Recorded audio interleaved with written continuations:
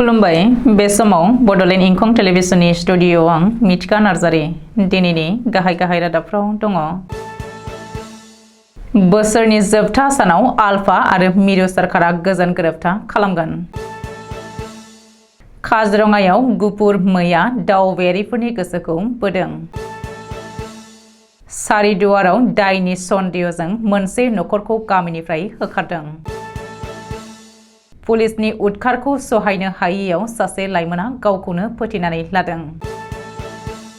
रावनि बिथिङाव जों जौगानो नांगोन बुंदों पबित्र कुमार बर'। बिटिआर सरकारा मोन 10 महकुमायाव खौरांगिरिनि थाखाय मडेल मावख' लुनायनि थांखि लादों बुंदों प्रमद बर'। हायुङारि मानास हाग्रामायाव दावबायारिफोरनि होंगो दोंगो। दानिया फैदोनि आबुं रादाबाव।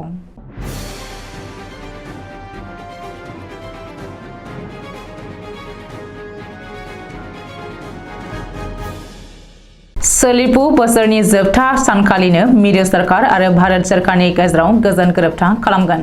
मिथिनो हानाय बायदिब्ला फैगौ 31 दिसेम्बर खालि गोजोन सावरायनायाव बाहागो लानाय आलफा आरो मिरु सरकारनि गेजेराव गोजोन गोरोबथा खालामगोन।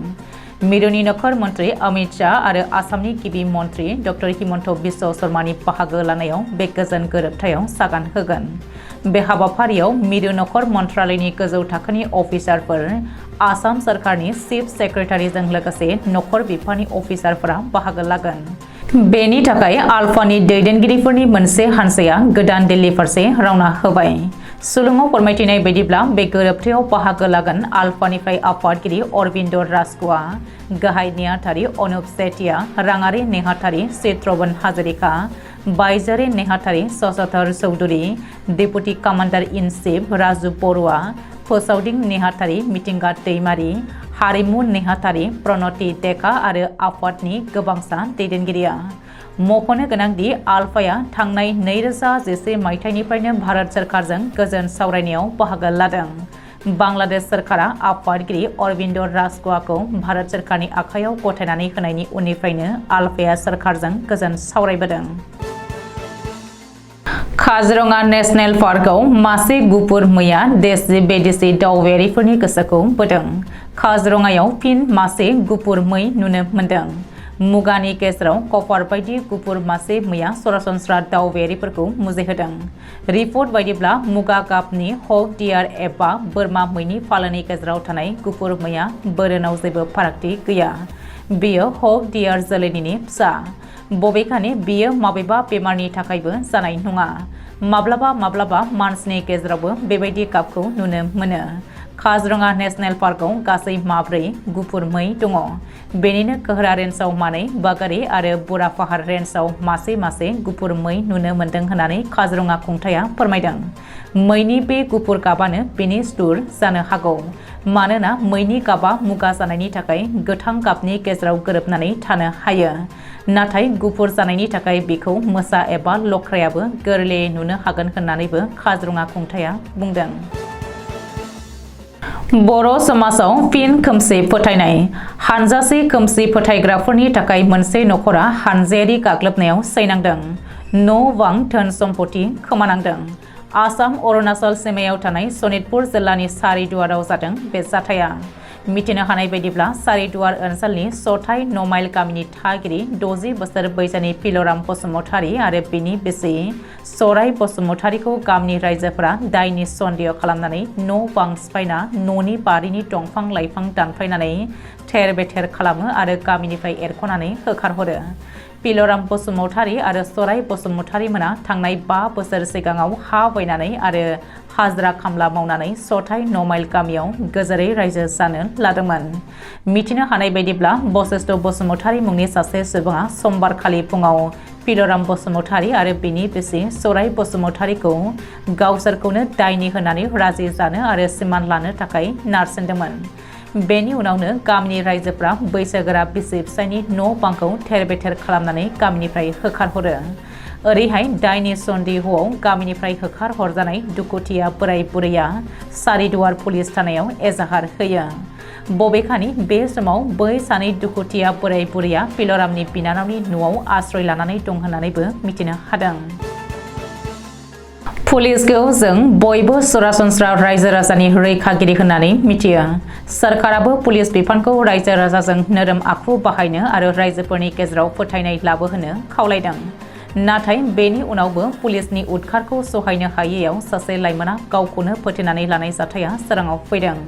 जरहाट जिल्लानि तिताबराव जादों बे सोमोनांथाव जाथाया। मिथिनो हानाय बायदिब्ला तिताबराव दीपांकर गगৈ मुंनि लाइमोना पुलिसनि उदखारखौ सहायनो हायैयाव गावनि जिउखौनो फोजोबनानै लादों। आलफा उदांनि लिंकमेननि सन्देहआव पुलिसा दीपांकरखौ हमदोंमोन। मख'नो गोनांदि जरहाटआव ग्रेनेड बेफ्रुनाय जाथायजों लोब्बा थानायनि सन्देहआव थांनाय सानब्रै सिगाङाव पुलिसा दीपांकर गगैखौ हमदोंमोन। बेनि उनाव पुलिसा दीपांकरखौ देहायारि आरो मेलेमारि गोख्रों साजा होयो। नाथाय पुलिसा सन्देहआव बेबायदि साजा होनाय आरो उदखार खालामनायखौ सहायनो हायैयाव दीपांकर गगैआ गावखौनो फोथैनानै लाबाय होननानै नखरनि सुबुंफोरा गोख्रों अजद होदों। बाक्सानि सालबारियाव साननैनि हाबाफारिजों खुंफुंनाय जादोंमोन सालबारि जिल्ला दुलाराय बाथौ गौथुमनि खुंगा 27थि बोसोरारि जथुमा। जोबथि साननि हाबाफारिजों लोगोसे लोब्बा लाखिनानै मोनसे गेवलां मेलबो लानाय जादों।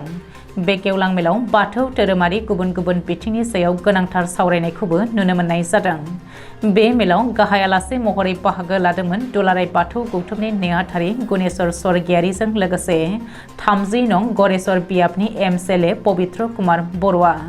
बे हाबाफारियाव बाहागो लानानै बाथौ धोरोमारिनि गुबुन गुबुन बेसेन गोसा बिबुंथि लाखियो।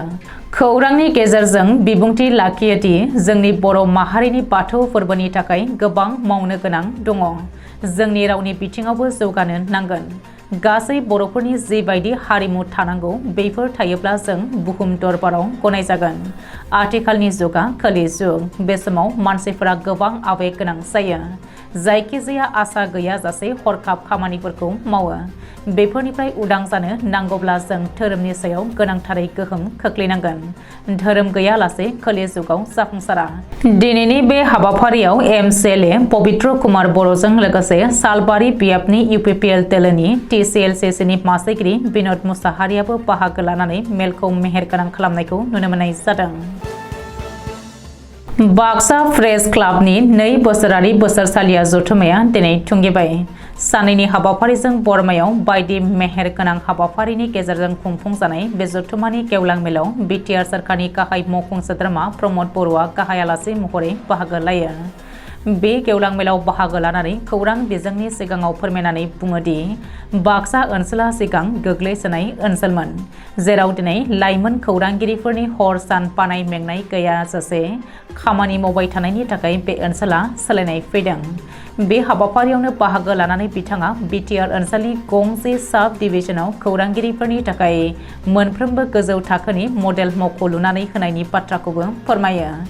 गागि खौरांगिरि आरो बाक्सा प्रेस क्लाबनि आफादगिरि ध्रुव शर्मानि मेल सामलायनायाव बे गेवलां मेलनि हाबाफारियाव थांखिजानाय आलासि महरै बाहागो लायो दैनिक अखमनि गाहाय सुजुगिरि दिलीप महन्त, निउज लाइभनि गाहाय सुजुगिरि लुइड नीलटन। बिथांमोनजों लोगोसे गोबां आलासि आरो बरमा ओनसोलनि मेलेमजिबि सुबुंफोरखौबो बाहागो लानायखौ नुनो मोनो। बे 2 बोसोरारि जथुम्मानि गेजेरजोंनो गोदानै आफादगिरि महरै भारत राजबंशी आरो नेहाथारि बिबानखौ तपन देखानो गथायनाय जायो। जिब जुनारनि उदां नुथायखौ नुनानै गावखौनो गाव बावगोमादों हादरारि गुबुन हादरारि दावबायारिफोरा। हायुङारि मानास हाग्रामानि समायना मिथिंगायारि समायना नुथाय आरो जिब जुनार उदाङै नुनानै रंजाखांदों दावबायारिफोरा। 1 अक्ट'बर खालि हायुङारि हाग्रामाखौ दावबायारिफोरनि थाखाय बेखेवनानै होनायनि उनावनो दावबायारिफोरनि भिर बांदों। हादरारि गुबुन हादरारि दावबायारिफोरा हायुङारि हाग्रामायाव फैनानै मिथिंगायारि समायना नुथाय आरो जिब जुनारनि उदाङै गिदिंथिंनायखौ नुनानै रंजाखांनायजों गावखौनो गाव बावगोमादों। गुबैयै मैयानिफ्रायनो दिनैसिम हायुङारि हाग्रामायाव फैनाय दावबायारिफोरनि सानखोआ गाहामैनो बारायदों। 1 अक्ट'बरनिफ्राय हायुङारि मानास हाग्रामानि सामलायगिरिया मासुल बोखांदों फ्राय 38 लाखसो रां। दासिमाव हायुङारि हाग्रामायाव फैदों 15,000 दावबायारि। बेनिनो 400निबो बांसिन गुबुन हादरनि दावबायारि आरो आद्राया हादरारि दावबायारि। हायुङारि हाग्रामायाव फिन आरोबाव बांसिन दावबायारिफोर फैगोन होननानै आसा खालामदों हायुङारि मानास हाग्रामानि सामलायगिरि बाहाबारि रेन्जनि मावख'गिरि रेन्जार अभिनव बरुवाया। बेराफारसेथिं दावबायारिफोरनि फैनायाव गोजोनदों हायुङारि हाग्रामानि दावबायथाय ओनसोलजों लोगोसे सोमोन्दो थानाय सुबुंफोरा। दिनैनि रादाबा एसेनोसै। गोजोन्थों।